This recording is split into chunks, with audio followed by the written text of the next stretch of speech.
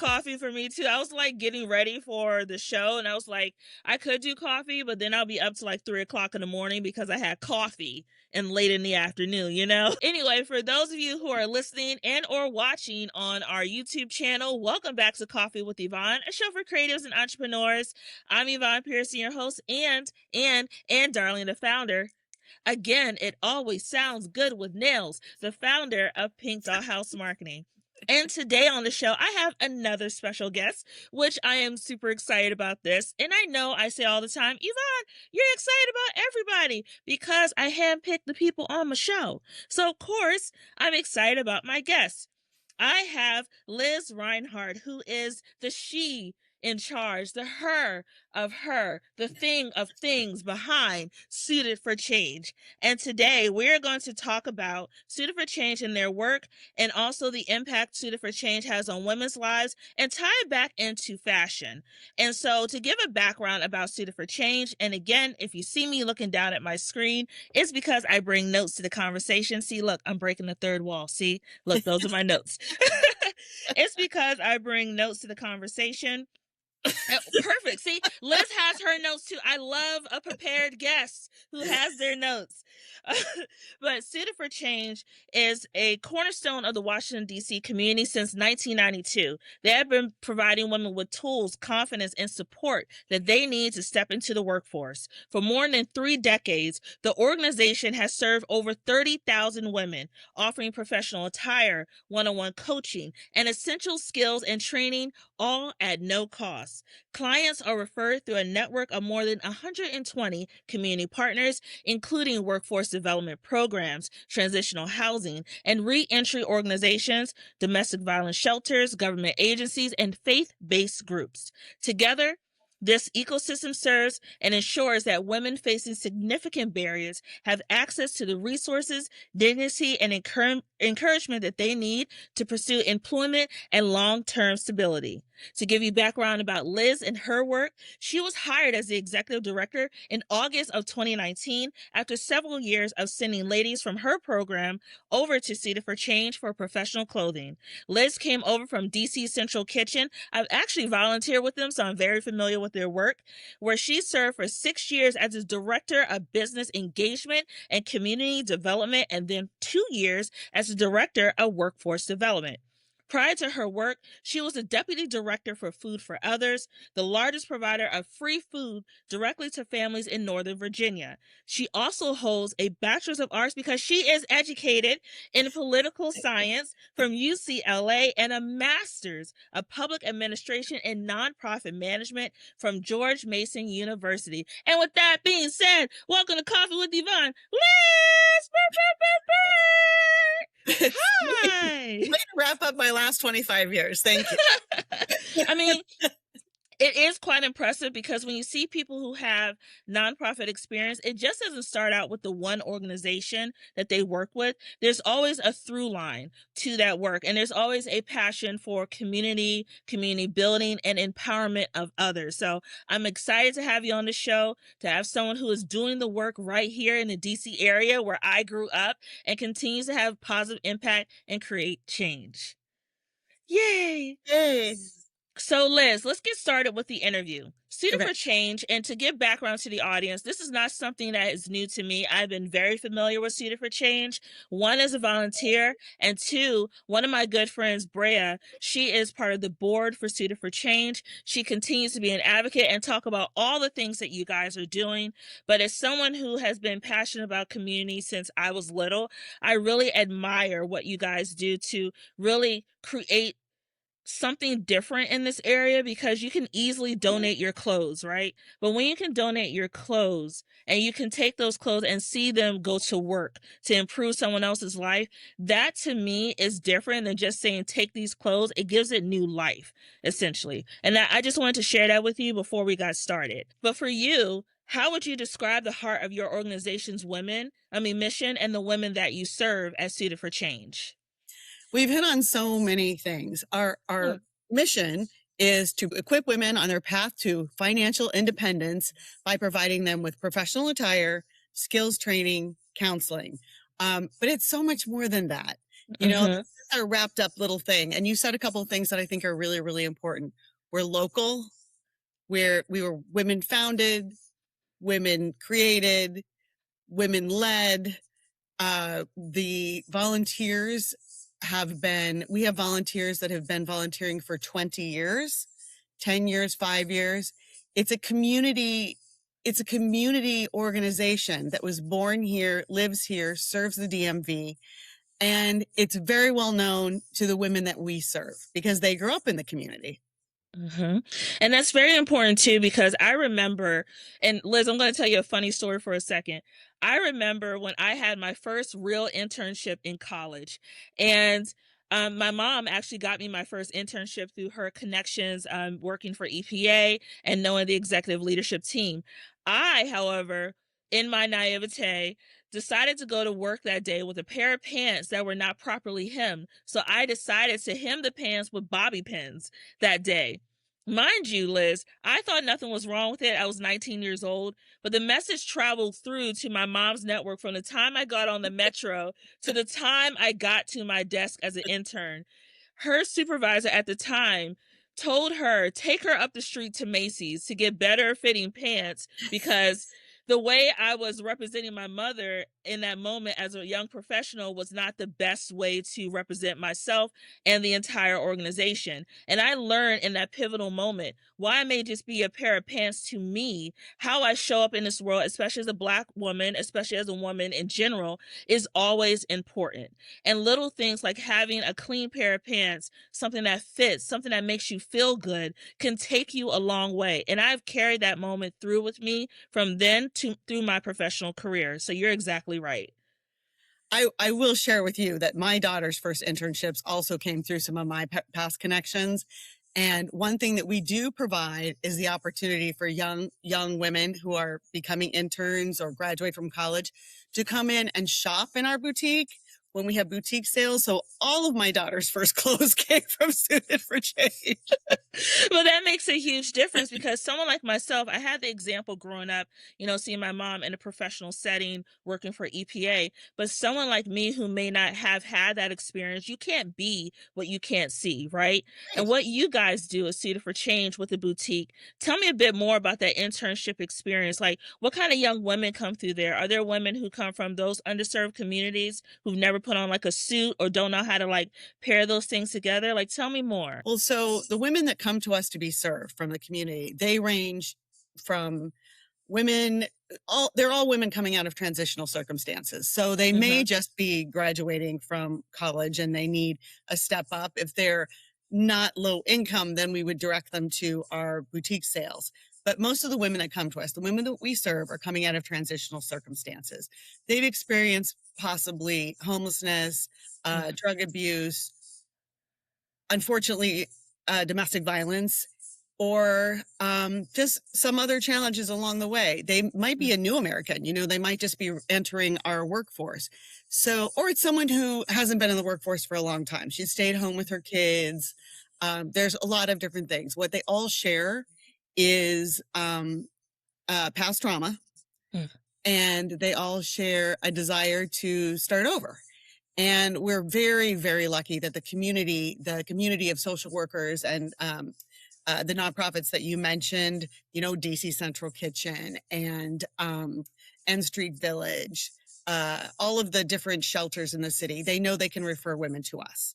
So they come to us for a styling experience first. The clothing is the entryway. You're right. We have them come for a 1-hour suiting experience, and they're paired with a professional who has been trained and vetted by our organization. She's taken trauma-informed training. She's taken some diversity, equity, and inclusion training. We take our mission to make everyone feel inclusive and welcome. It's our biggest priority. So the women welcome everyone where they are, and they walk them through finding the outfit that makes them feel the best for their job interview. So when you had the student experience, because as a former volunteer and now, getting re-involved, one of Mhm. my favorite parts of that was picking the potential looks before the client came in. And from what I remember, your boutique is expansive. It felt like I was in like a small department store. And as someone like I had a background working in higher end retail, it's just really great when you could go through and say, "Oh, let's try this color on this person, put these things together." Like, tell me a bit more about how that makes the client feel when they know that they have options when they come into your boutique. Well, first of all, you should see it now because Okay. we redecorated last year and it is high end. We have dressing rooms Ooh. with armchairs and gold velvet curtains, and we have wallpaper. We keep, you know, uh, water and hot tea and coffee and things like that for the clients, cookies out. They're immediately greeted by someone who's going to say, "I'm here to serve you today. What kind of job are you looking for? What kind of interview are you going on?" And then they'll say, "What do you like? Do you like to wear pants? Do you like to wear skirts? Do you like these colors?" Sometimes the woman has very strong ideas, and sometimes she says, "Help me." And you're right. They will go through several different outfits. The session usually takes an hour, but if she needs a little more time, a little less time, that's fine. It is guided by the volunteer stylist, but completely to make the client feel the best way that she can. And to that end, we carry every size. We carry lots of different colors. We carry clothing that is non-traditional. Some women prefer to wear traditionally men's suits, and so we keep a wide selection of that. We ask, simple questions as, do you like stripes? What's your favorite color? And it builds from there. And the women get to try on things in the dressing room, come out and look at themselves. When they find the outfit that just clicks for them, that's when the stylist will say, "Let's try on shoes. How about a handbag? How about jewelry?" And then they start dressing them up. And that's really where the fun comes in. I love that. And it makes it feel more like a human experience Oh, because one of the things I love about Cedar for Change, you never make someone feel like they are less than when they oh, no. walk through your doors. You are a client in that moment. And the job of the volunteers and the team is to serve you. And it doesn't matter what your personal experience is in your life. The moment you walk in, you are number one. Yep. And to bring that confidence to the table, especially Liz, to go back to something you said, you carry sizes for every woman Mhm. in the boutique. And that's not something fashion does already, right? Fashion is not very inclusive when it comes to dressing women of all shapes and sizes. Tell me a bit more about the decision to carry a wider selection of sizes for women who may be more curvier in their body type. It comes back to inclusivity. Our goal is to help the woman get a job. Our goal is to help her see the beauty that's within, help her find the strength that's within, help her remember who she is. The worst thing that could happen is we couldn't help somebody. That would be the worst thing that could happen. And I will say, like, for shoes, for example, it's hard to always have the right pair of shoes because shoes are very complicated. And so we will, if we can't find something, we can give the woman a gift card to Walmart. We won't let anyone leave without feeling really, really good to the best of our ability. And sometimes it takes a woman a while to decide what she wants to wear because she may not have worn clothes like this before for whatever reason. But we've also seen just amazing, amazing transformations more often than not. More Mhm. often than not, the woman comes out of the dressing room and will look at herself in the mirror, and a lot of times she'll start to cry. And we cry a lot, happy tears. A lot of tissues. A lot of every space that you'll see, every space of the boutique. And that's a beautiful thing. And she'll say something like, I never thought I'd see her again, or I never thought I could look like this, or what touches me is, I can't wait for my daughter to see me like this. Mm. Um, it's actually choking me up, and I've been there forever. But that really shows that you care, though. Like, you care about the stories, right? And the feeling that comes out of it. Even if we only see them for that at 1 hour and we don't see them again, our goal is that they feel treasured and valued in that hour, and that they leave feeling confident. And that's where coaching comes in. So we started the coaching program about 6 years ago. And the idea was, the woman comes in carrying a lot of baggage. And we always have to remember who knows what she had to go through just to get there. So she's already faced so many challenges and so many just things outside of her comfort zone just to get there. And when she gets there, the first thing someone's going to ask her is what size she is. Until and try things on, right? Yeah. But at the end of the hour, everybody's,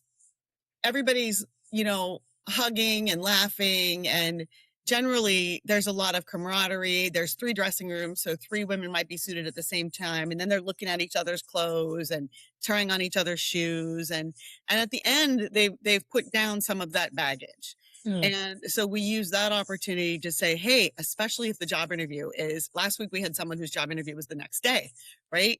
Say, you want to sit down with the coach for a few minutes and maybe get some helpful hints.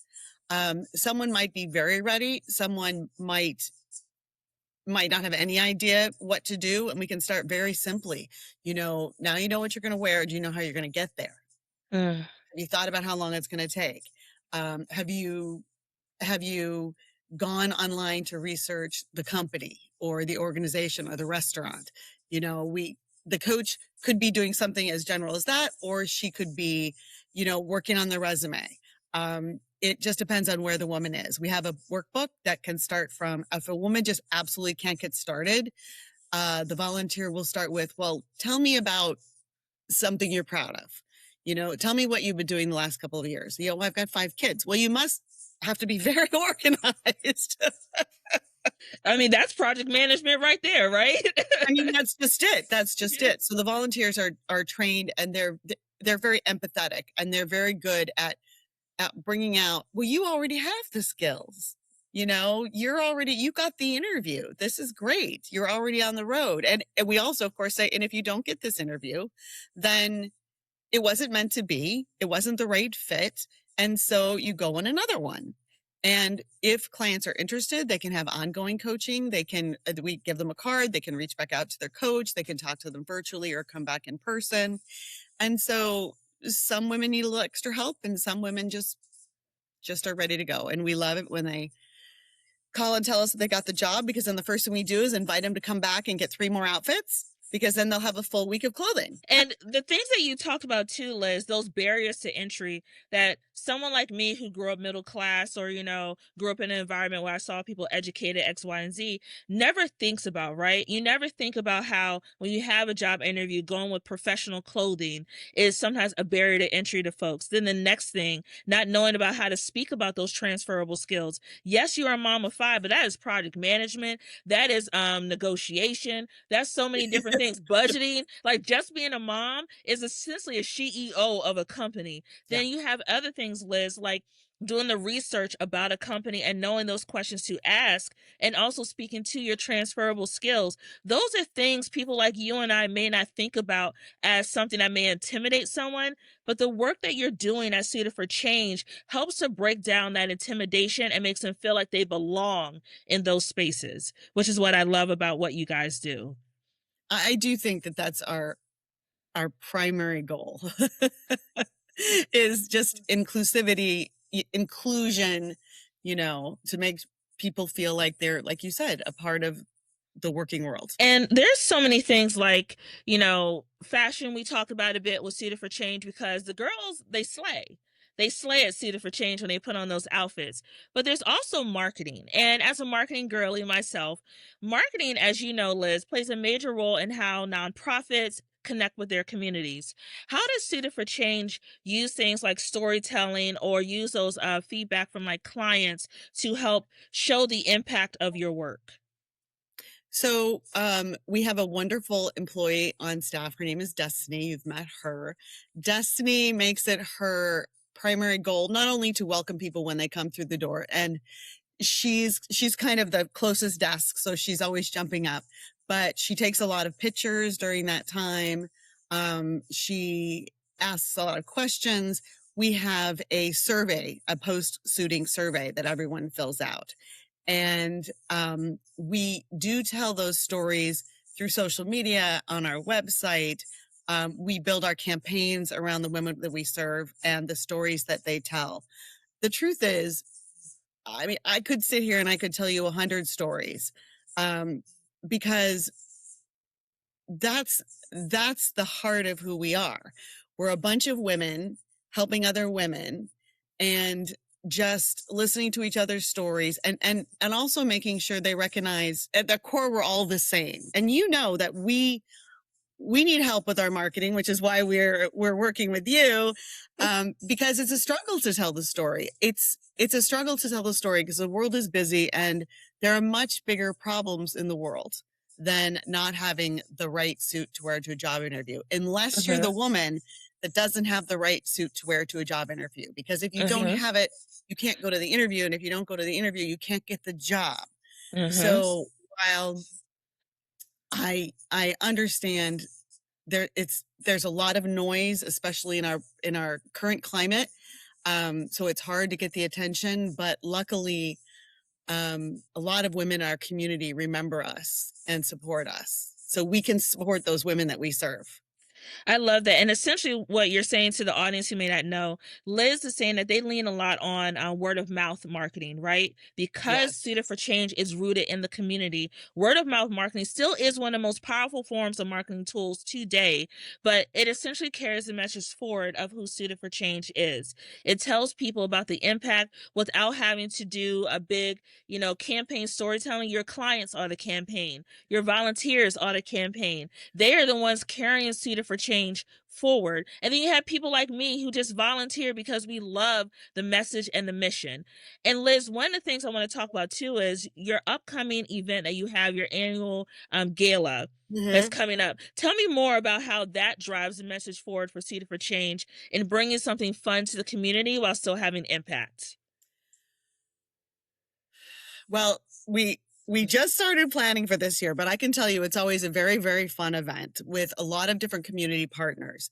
And we usually tell a client's story. Last year, we were very fortunate to have a client speak for us. And this is one of those things you can't make up.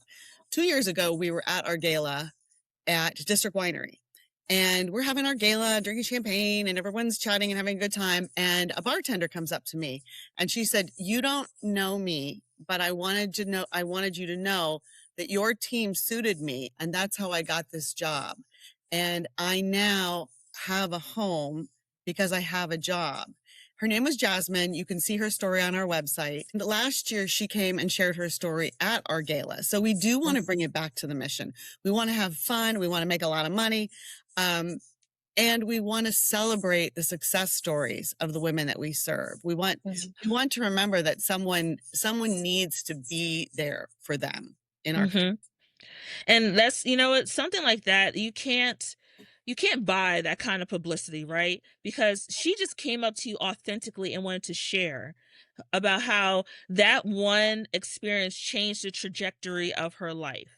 And Well, go ahead, Liz. I was gonna say, it's interesting that you say that word of mouth is our best marketing. That's how the clients get to us. Yes, they're referred to us by referral partners, but there's so much turnover in nonprofit organizations just because the pay is low, the work is hard, the stories are hard. The clients all know another woman in the community that have been to see Suited for Change, their mother, sister, aunt, cousin, neighbor. And so they will say to their social worker, "Hey, you need to make a referral for me for Suited for Change." And so that's that. And because we've been here 30 years. So that's just so wonderful. And the best, if we're serving a place where a woman lives, if we're serving a woman from a place where other women live, say a homeless shelter or a battered women's shelter, and she comes back with her white bags, her shopping bags, that's the best recruiting there is, because everybody else in the house is going to go, "Where'd you get that? Where'd those clothes come from?" I would like a shopping experience. That's right. And because I know, but the clothing is up to date. It's very, very lightly used or new.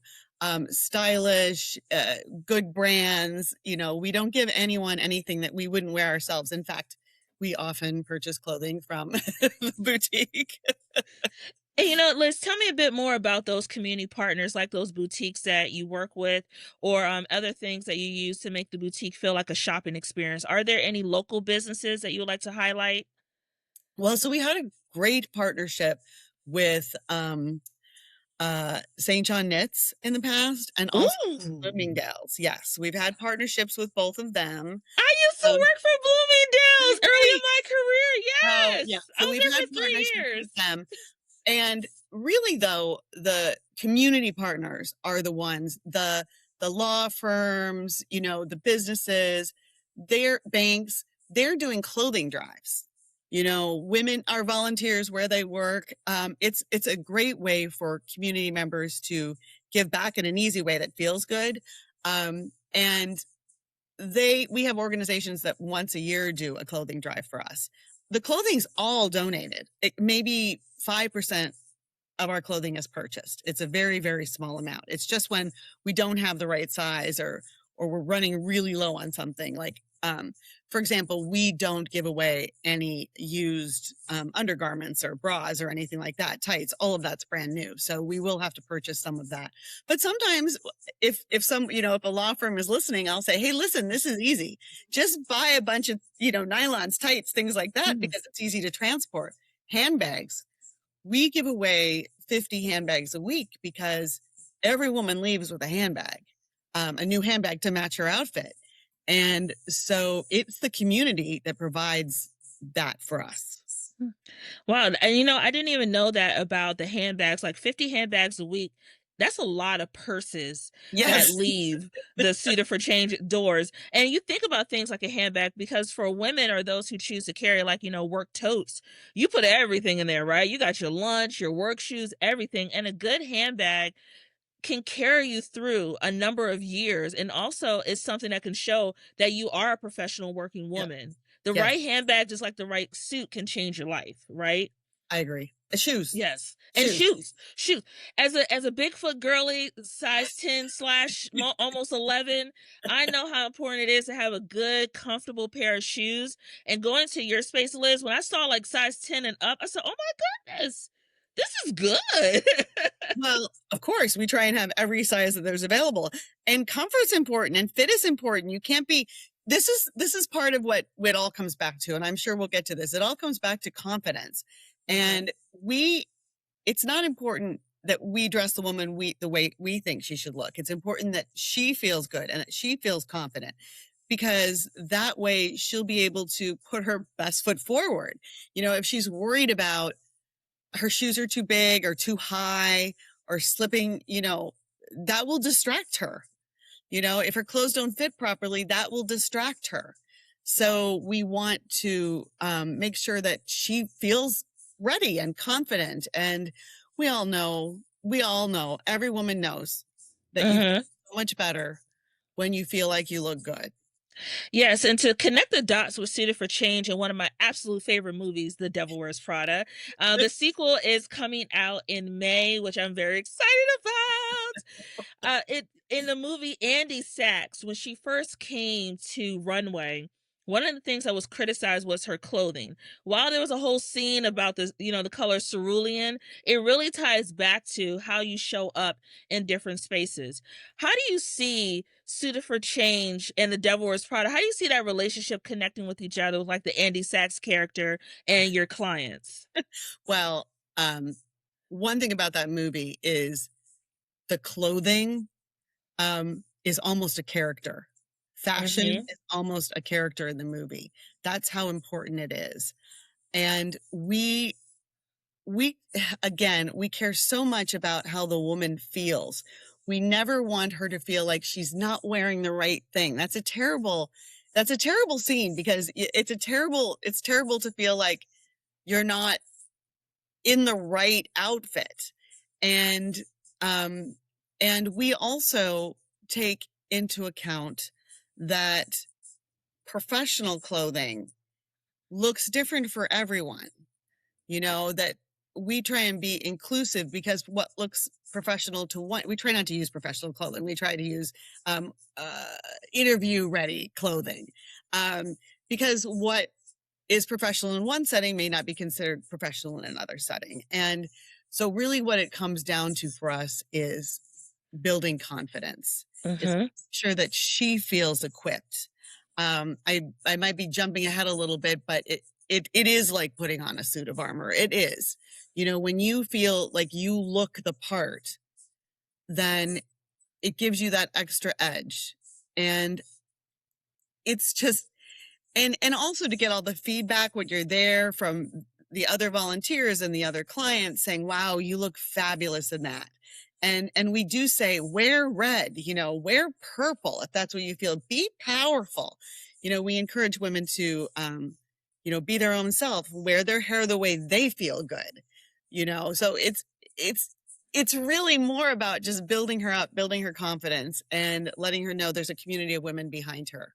Yes, and I love the way you connected those dots together. And there was also a moment in the movie, the original movie, Devil Wears Prada, when Stanley Tucci took Andy to the closet at Runway. I keep wanting to call it Vogue, but we all know what the movie is based off of. But at Runway, and he started working, you know, her through, giving her different looks and this, that, and the other.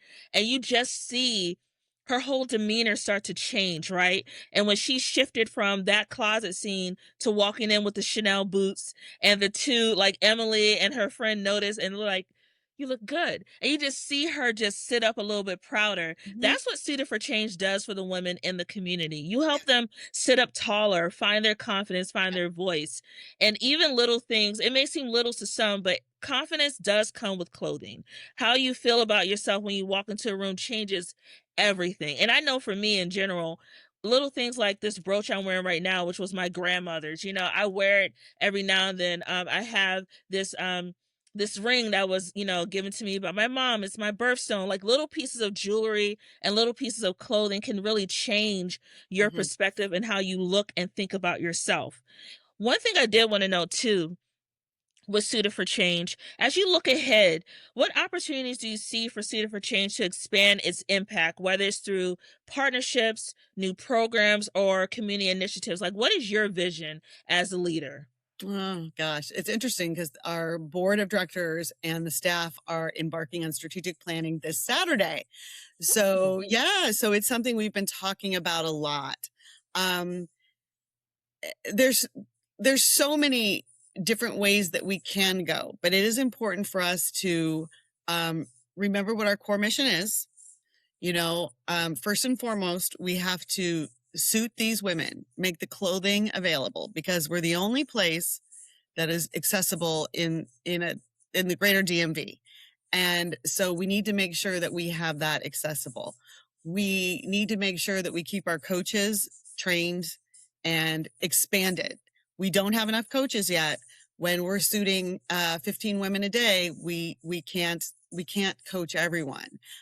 One of the things we just did is convert a room that we were using for overflow clothing into a beautiful professional coaching space so that we have a dignified area to coach the women.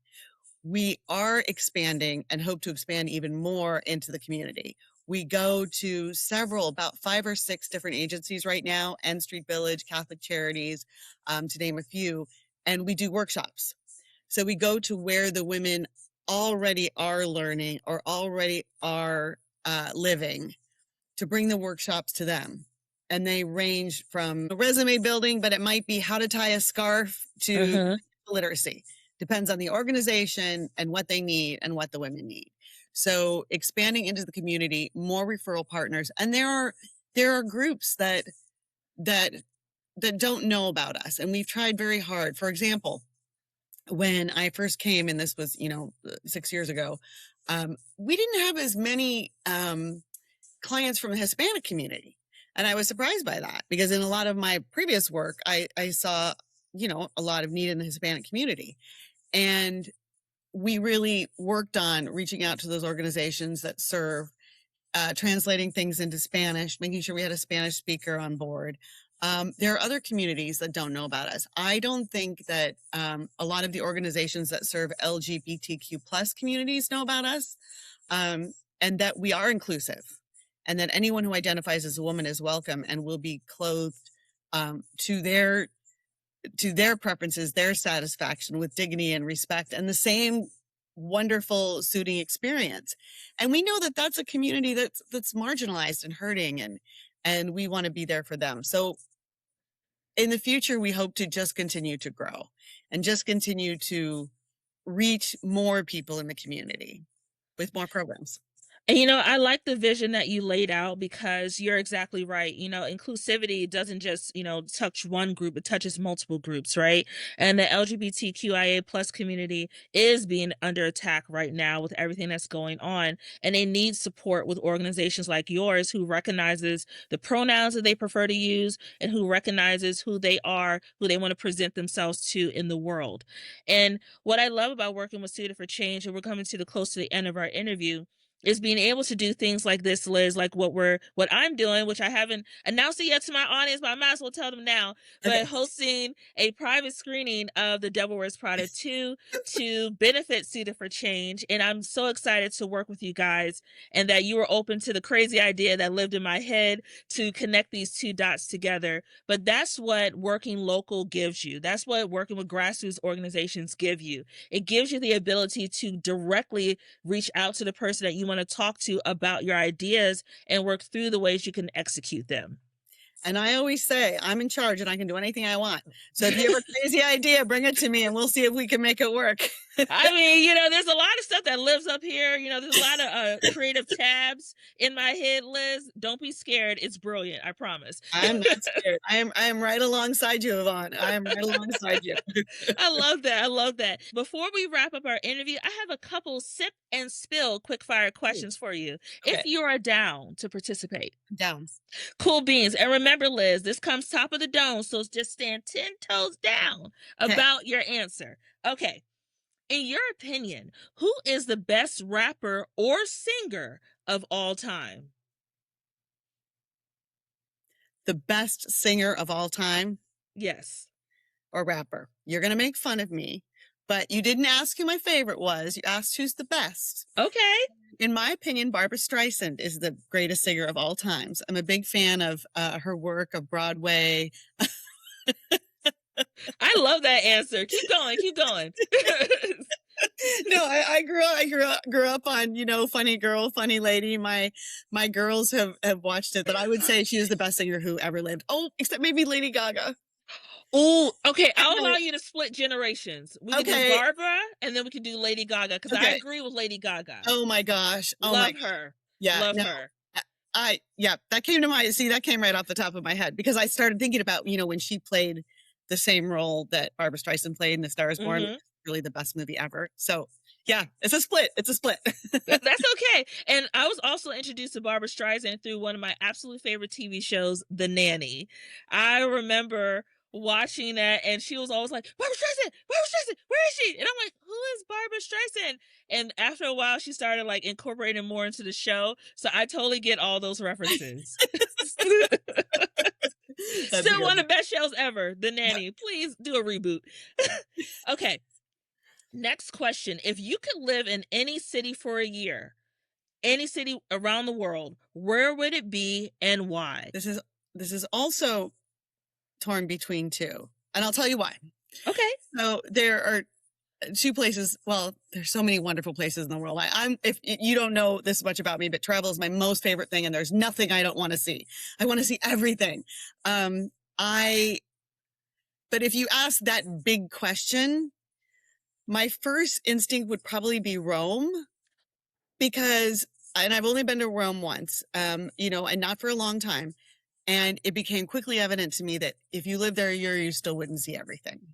There's just so much to see. I really love museums and history and things like that. And of course, the food is always the most important thing, right? And you could travel to other countries in Europe, but then on the other hand, you could live in Greece. You could live in Athens. Athens is kind of an easy lift because a lot of people speak English and it's warmer. That might be nice too, because you could still have all the antiquities and the history and the culture, and you could see the other islands. So I would go with Greece, because I've been to Rome as well. Mm-hmm. And while I love seeing the Colosseum up close, when I tell you, Liz, seeing that was just like, as a history nerd who loves museums, I geeked out. I was like, oh my God. But to your point, Greece is warmer. And you do have the islands, and it's just so pretty with the blue, like the blue tops, and the food. Oh, and the food is so fresh. Like, I swear to goodness, having a tomato in Italy, I will never forget how fresh a tomato tasted. I said, "This is a tomato." and like, I kept saying it over and over again, and people were like, "Okay." I said, "No, no, no, you don't understand. I'm American, but this is a tomato."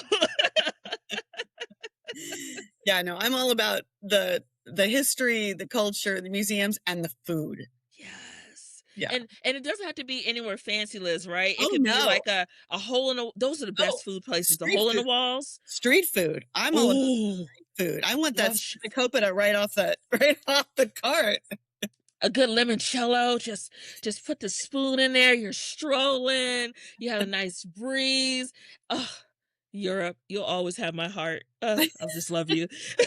And then my other question, you had a long day, Liz. Like, you are like, I am spent. What is your go-to comfort food for the day? You want me to tell you the truth? Tell me the truth. I can't lie because people will see this. Again, there's nothing that I don't like. I like all kinds of food, and I have favorite comfort foods, and I usually eat very, very healthy. But after a really long day, like if I'm downtown DC all day and I'm tired, I want wine and popcorn. I do not want to cook. Wine and popcorn. Now, I do not indulge that all the time because I also have to feed my husband and I want to make sure we eat healthy. But that if I could I just want to come home, not even go in the kitchen. Otherwise, just to pop some microwave popcorn and sit in front of the television.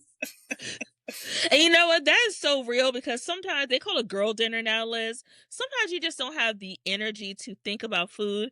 Liz, don't think of me as weird. One time I had a combination of Albanese gummy bears. I made myself chocolate chip cookies, and then I had chips for dinner, because I was like, I just can't think of anything. So I just opened up the cabinet and said, "Here you go. That's what we're having." It's just easier to skip to the snacking. It is. It's so much easier to do it that way. It's like, that's too much work right now.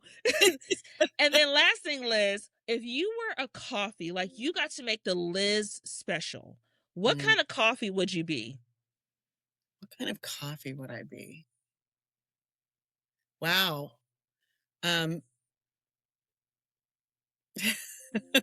What I think I would be and what I drink are probably two different things. I think I would definitely be like a double shot of espresso because I have a lot of energy. Okay.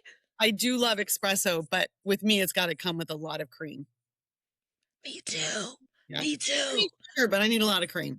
Yeah, same. I am a white chocolate mocha with soy, no whip kind of person. Like, I need the coffee, but I need that sweetness in there, because if it's too bitter, I don't want to drink it. Yeah. Definitely. Well, Liz, thank you so much for joining me for coffee. Tell me more about, in my audience, how they can learn more about Suited for Change and their work. Okay, so it's so easy.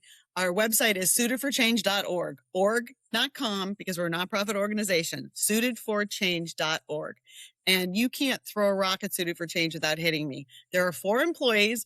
So if you need to give us a call, the number is there. It's been the same number for 20 years. And ask any question that you like. There's a page on how to get involved as far as volunteering. There's a page on how to get involved as far as donating. There's a page that it talks about, how to donate clothing. And you can also read some good stories like the story I told you about our former client, Jasmine. So suitedforchange.org. And please sign up for a newsletter, and then you'll get all the latest in your inbox. Yay! Awesome sauce. And thank you so much, Liz, for joining me for coffee today. It was an absolute pleasure. I hope everyone enjoyed today's chat. You can learn more about me, my business, all the things that I do by following me on social media. You can follow Coffee with Yvonne at Coffee with Yvonne on Instagram and Threads. You can also find me on TikTok, aka the Clock app, and Instagram, where you can see me cut up and be my full transparent self. at Yvonne_creative marketer. And if you ever have any questions when it comes to things about marketing or all the things, you can find me at pinkdollhousemarketing.com or on Instagram at pinkdollhousemarketing. You can slide into my DMs. That's cool. And creatives, I know I say this to you, but I'm going to keep on saying every single week until you get it.